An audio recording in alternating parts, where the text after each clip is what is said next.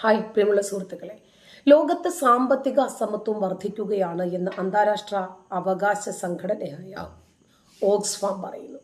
2024 ലോകത്തെ അതിസമ്പന്നന്മാരുടെ സമ്പത്ത് തൊട്ടു മുമ്പത്തെ വർഷത്തേക്കാൾ 3 ഇരട്ടി വേഗത്തിൽ വളർന്നു. 2 ലക്ഷം കോടി ഡോളറിന്റെ വർധനവാണ് ഉണ്ടായത്. ഇതോടെ അവരുടെ പക്കലുള്ള സമ്പാദ്യം 15 ലക്ഷം കോടി ഡോളറായി പെരുകി.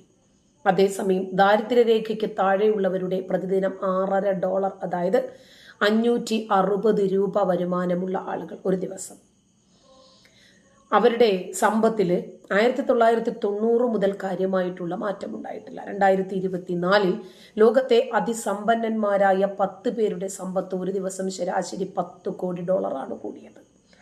10 വർഷത്തിനുള്ളിൽ ലക്ഷം കോടി ഡോളറിന്റെ ആസ്തിയുള്ള ട്രില്യണയർ ആയിട്ടുള്ള 5 പേരെങ്കിലും ഉണ്ടാകും എന്നാണ് ഓക്സ്ഫാമിന്റെ പ്രവചനം.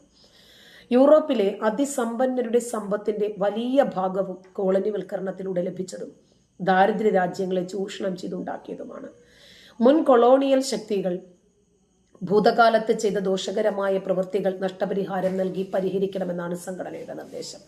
ലോക സാമ്പത്തിക ഫോറത്തിന്റെ വാർഷിക ഉച്ചകോടിയുടെ ആദ്യ ദിനം പുറത്തുവന്ന സാമ്പത്തിക അസമത്വത്തെക്കുറിച്ചിട്ടുള്ള റിപ്പോർട്ടിലാണ് ഓക്സ്ഫാമിന്റെ കണ്ടെത്തലുകൾ. ഇതിനു മുമ്പ് അതിസമ്പന്നന്മാരുടെ സമ്പത്തിൽ റെക്കോർഡ് വർധനവുണ്ടായത് 2021 5.8%.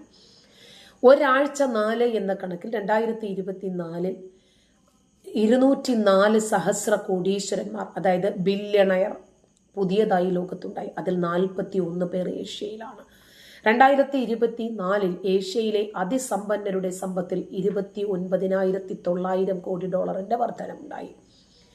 അതിസമ്പന്നരുടെ പക്കലുള്ള 60% സമ്പത്തും പാരമ്പര്യമായോ കുത്തകയിലൂടെയോ ചങ്ങാത്ത മുതലാളിത്തത്തിലൂടെയോ നേടിയത്. പാരമ്പര്യം 36%, കുത്തക 18%, ചങ്ങാത്ത മുതലാളിത്തം 16%. Share marketing.